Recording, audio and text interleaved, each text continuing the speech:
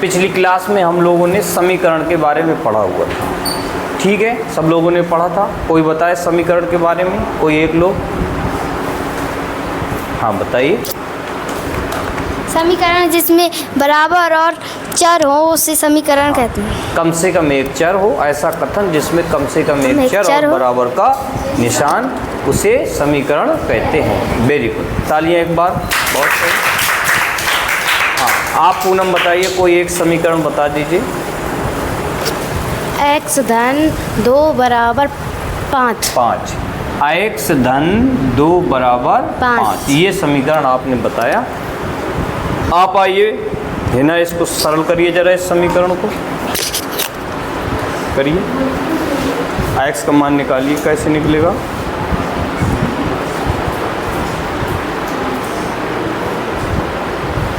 दो गया, घट गया, x बराबर 3 आ गया। ये समीकरण सत्यापित हो गया, उत्तर की जांच हो गई। बाईं तरफ भी 5 और दाईं तरफ भी 5। हाँ, वेरी गुड। तो ये एक बार देखिए सब लोग, x धन 2 बराबर 5, इस चर में 2 जोड़ा गया और क्या आया? 5 आया। तो क्या 3 के अलावा भी कोई ऐसी संख्या है जिसमें 2 में जोड़े 5 आ जाए? जिसको 2 में जोड़े तो 5 आए? क्या है कोई संख्या? आप 2 रखोगे तो 4 आएगा, 1 रखोगे तो 3 आ जाएगा, 8 रखोगे तो 10 आ जाएगा। मतलब 3 के अलावे कोई भी ऐसी संख्या नहीं है जिसको 2 में जोड़े तो 5 आ जाए। तो इसका मतलब हो गया, ये हुआ 3 समीकरण का हल। समझ रहे हैं? अब ये समीकरण क्यों है? क्योंकि जो चर का मान है वो कितने हैं? 1 है, निश्चित है। 2 भी नहीं है। क्यों नहीं है? क्योंकि इसमें चर की घात 1 है। अगर चर की घात 2 होती तो समीकरण के 2 हल आ जाते। बात समझ में आ रही सबको? अब हमें पढ़ना क्या है? सर्वसंख्या। समीकरण आप लोग सब लोग जानते हो, जान गए, समझ में आ रहा है, समझ गए सब लोग समीकरण क्यों हैं। अब यही बात आती है सर्वसंख्या में। चर भी होता है, बराबर का निशान होता है, लेकिन थोड़ा डिफरेंस होता है। डिफरेंस क्या होता है? इसमें निश्चित मान होते हैं चर के, बाएं और दाएं उसमें बराबर होते हैं। सर्वसंख्या में निश्चित नहीं होते हैं। आप चर की जगह जो भी रखोगे, कोई भी संख्या रखोगे, सबके लिए दायां पक्ष और बायां पक्ष बराबर। इसीलिए कहते हैं सर्व समिका। सर्व माने सभी के लिए, समिका माने समान। ऐसा कथन होगा, ये भी कथन होगा तुल्यता सूचक, लेकिन समीकरण में कुछ मानों के लिए सत्य होगा, दायां पक्ष बायां पक्ष बराबर, और सर्व समिका में सभी मानों के लिए बराबर होगा। ये समीकरण और सर्व समिका में डिफरेंस है। ठीक है, अब समझिए, समझा रहे हैं एक सब। प्यारे बच्चों इधर देखिए, x और यहाँ पर है x प्लस 1 बराबर x स्क्वायर और प्लस x, ये हमने लिख रखा है।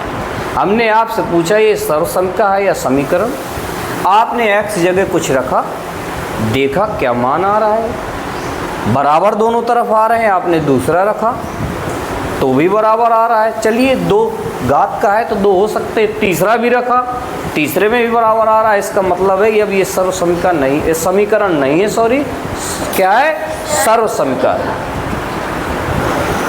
ठीक है, पहली बात। दूसरी बात, आप पक्षांतर करना जानते ही हो, दाएं तरफ बाएं तरफ लाना जानते हो, सजाती विजाती भी जानते हो कि अगर एक जैसे चर हैं, समान घात वाले चर हैं, तो वो एक दूसरे से जुड़ घट जाते हैं। जब आप इनका पक्षांतर करोगे तो कुछ नहीं बचेगा, दाईं तरफ भी 0 और बाईं तरफ भी 0 होगा, वही सर्वसमिका होते हैं। एक दूसरी पहचान है। पक्षांतर आप करेंगे तो दाएं तरफ भी 0 आएगा और बाएं तरफ भी 0, तो भी आप उससे पहचान कर लेंगे कि ये क्या है? सर्वसंख्या है। अब इसमें देखते हैं मान रख के। सबसे पहले रखते हैं x की जगह क्या रख दें, बताइए, बोलिए, जो कहें वही रख देंगे।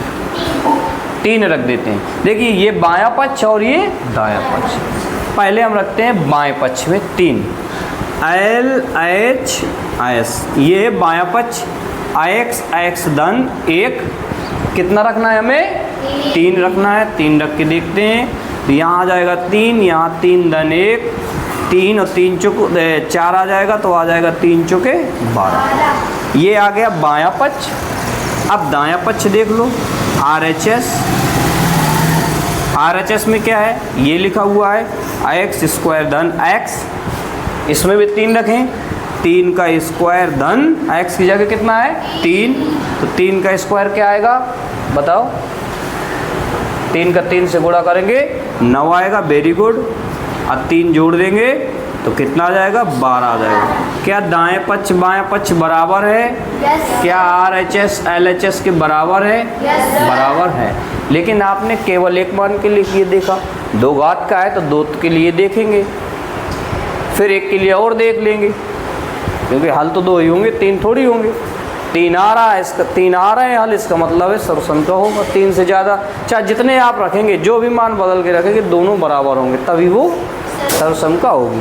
क्या रख के अब देख लें? इसमें 1 रख के आपने देख लिया, 3 अब क्या रख के देख लें? इसी में क्या रख दें बताइए? अब इसमें x बराबर हम 4 आप बोल रहे हैं, माइनस के भी रख सकते हैं, माइनस के भी बोल दीजिए आप। तो यहाँ LHS में क्या आ जाएगा? 4, यहाँ 4 धन 1, यही तो है आयक्स, और x धन 1, तो 4 धन 1 कितना आ गया? 4 और 4 1 5, 4 5 20। LHS आ गया। RHS देख लीजिए, RHS में क्या है? x स्क्वायर धन x, 5 रख दीजिए, आ गया 4 चुके 16 धन 4, ये आ गया 20, बराबर हो गए। RHS बराबर हो गया LHS के। ओके, आ रहा है समझ में? बराबर। तीसरे के लिए देख लेते हैं। अब हम अपने आप रख देते हैं, x बराबर -1 रख देते हैं, ठीक? रख दीजिए। LHS क्या है? आयक्स धन 1 ऋण 1, और यहाँ ऋण 1 धन 1 पहले से ऋण 1 यहाँ आ गया, ऋण 1 में धन 1 जोड़ेंगे, कितना आएगा बताइए? आप बताइए पुष्पेन। कर्जा 1 है और 1 रुपये दुकान में दे दिया, कितना बचा? 1 तब भी बच जाएगा, 2 हो जाएंगे। उधारी 1 रुपये है, 1 रुपये लेके जाओगे दुकान वाले के यहाँ, वो 2 रुपये उधारी हो जाएगी, उसको दे दोगे तो 1 भी नहीं बचेंगे। ऋण और धन 0, 1 ऋण का 1 धन का 0। भाई तालियां बजाने के लिए बहुत सही। तो ये 0 आ गया, और 0 का ऋण 1 से गुणा करेंगे तो 0 आ जाएगा, ठीक है? ये क्या हो गया? LHS। RHS पे देख लीजिए, RHS में क्या है?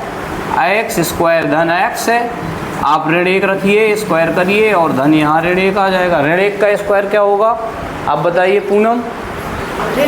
ऋण 1 का आपस में 2 बार गुणा कराएंगे, हाँ 1 आएगा। ऋण 1 गुणे ऋण 1, ऋण हट जाएगा, तो 1 आ गया, और पहले से ऋण 1 यहाँ है, तो ऋण 1 में धन 1 जोड़ेंगे तो क्या आ जाएगा श्रेया? 0। ये 0 आ गया। बराबर हो गए दोनों RHS LHS, तीनों में बराबर हो रहे हैं। वैसे 2 घात का था, 2 घात का सॉरी है, तो 2 ही होने चाहिए, लेकिन 3 हो गए, 4 भी हो जाएंगे, 5। इसका मतलब है कि ये क्या है? सर्वसम।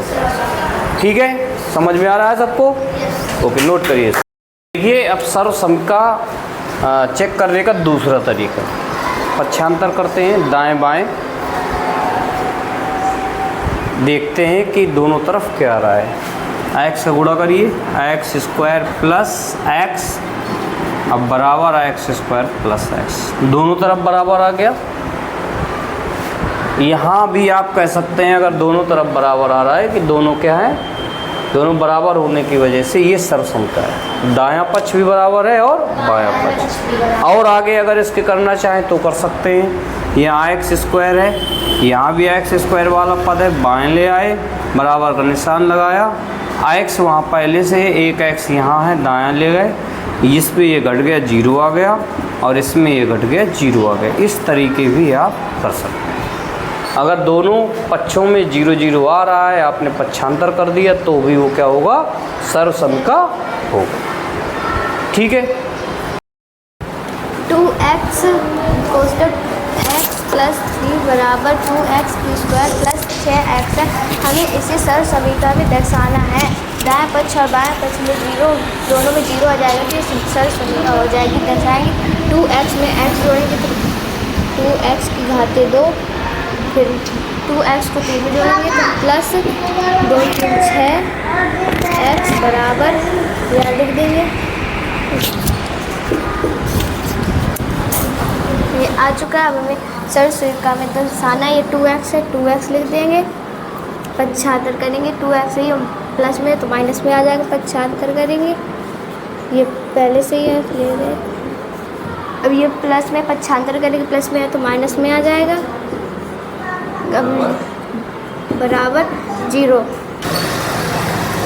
2x स्क्वायर में 2x स्क्वायर गए तो 0 और 6x में 6x गए तो 0।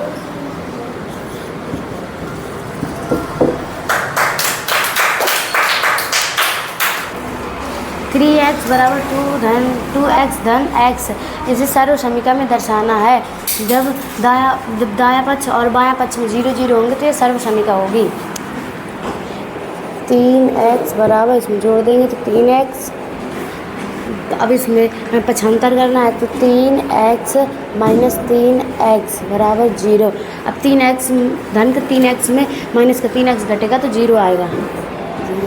0 धन 3x में धन 3x घटेगा, ठीक है।